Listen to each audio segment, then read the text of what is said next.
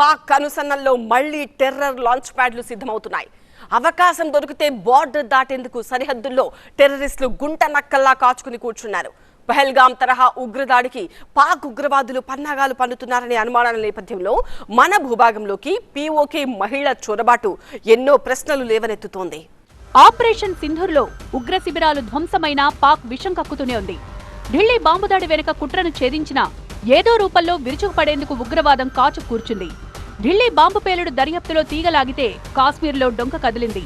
Via Faridabad terror module బయటపడింది. పహల్గాం తరహా దాడికి మళ్లీ పథకం పన్నుతున్నారన్న అనుమానాలొచ్చేలా సరిహద్దులకు అవతల ఉగ్రవాదుల కదలికలున్నాయి.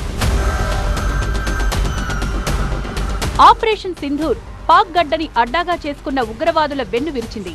పహల్గాం దాడి తర్వాత భారత సైన్యం చేపట్టిన ఆపరేషన్ సింధూర్ తర్వాత జమ్మూ కాశ్మీర్ సరిహద్దుల్లో పరిస్థితి కొంత ప్రశాంతంగానే ఉంది. కానీ మళ్లీ నియంత్రణ రేఖ వెంబడి ఉగ్రవాదుల కదలికలు పెరుగుతున్నాయని నిఘా వర్గాలు హెచ్చరిస్తున్నాయి. పాక్ ప్రేరేపిత ఉగ్రమూకలు లష్కరే తైబా, జైషే మహమ్మద్ ఒక్కటై ఉగ్రదాడికి సిద్ధమవుతున్నట్లు ఇంటెలిజెన్స్ వర్గాలు గుర్తించాయి. పీఓకేలో మళ్లీ లాంచ్ ప్యాడ్లు రెడీ చేసుకుంటున్నాయి ఉగ్రమూకలు. మన నిఘా వర్గాలు దీన్ని పసిగట్టి అప్రమత్తమయ్యాయి.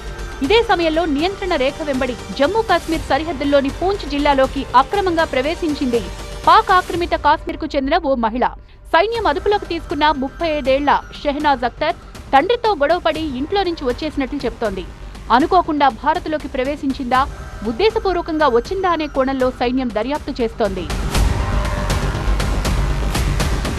ఢిల్లీ పేలుణ్ణి ఆత్మాహుతి దాడిగానే భావిస్తున్నారు.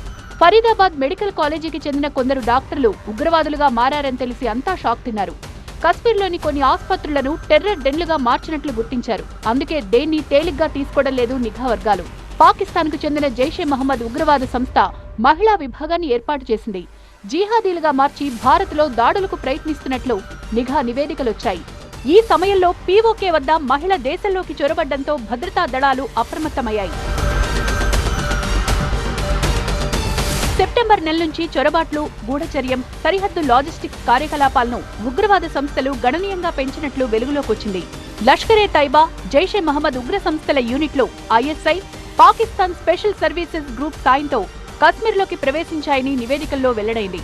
అనువైన ప్రాంతాల గుండా కశ్మీర్లోకి ప్రవేశించేందుకు గోతికాడి నక్కల్లా కాచుకుని కూర్చున్నారు ఉగ్రవాదులు. ప్రస్తుతం అదుపులోకి తీసుకున్న మహిళను ఆర్మీ క్యాంపులో విచారిస్తున్నారు. ఆమెకు జైషే మహమ్మద్ మహిళా వింగుతో సంబంధాలు ఉన్నాయా అనే కోణంలో ఇంటెలిజెన్స్ సంస్థలు దర్యాప్తు చేస్తున్నాయి. శీతాకాలంలో భారీ మంచు కురిసే ముందు ఉగ్రవాదులు చొరబడే అవకాశం ఉండడంతో పూంచ్, రాజౌరి జిల్లాల్లోని దట్టమైన అడవులు, కొండ ప్రాంతాల్లో సైన్యం గస్తీని ముమ్మరం చేసింది. డిసెంబర్ 12న అఖ్నూర్ సెక్టార్లో జైషే మహమ్మద్ ఉగ్రవాదిని భద్రతా దళాలు అరెస్టు చేశాయి. ఈ మధ్య కుప్వారా సెక్టార్లో కూడా చొరబాటు యత్నాలను మన సైన్యం తిప్పికొట్టింది. ఈ ఏడాది జనవరి నుంచి నవంబర్ దాకా భారత్ పాక్ సరిహద్దులో సుమారు 49 మంది చొరబాటుదారులను భద్రతా దళాలు అదుపులోకి తీసుకున్నాయి. పహల్గాం ఉగ్రదాడి తర్వాత కాశ్మీర్ సరిహద్దుల్లో కనురెప్ప వాల్చడం లేదు మన భద్రతా దళాలు. అయినా ఏమార్చి దేశంలోకి చొరబడేందుకు ఉగ్రవాదులు దొంగదారులు వెతుకుతూనే ఉన్నారు. మన జవాన్లు ఎప్పటికప్పుడు వాటిని తిప్పికొడుతూనే ఉన్నారు. పూంచ్, రాజౌరి లాంటి సెక్టార్లలో హై అలర్ట్ ప్రకటించి గస్తీ కాస్తున్నారు.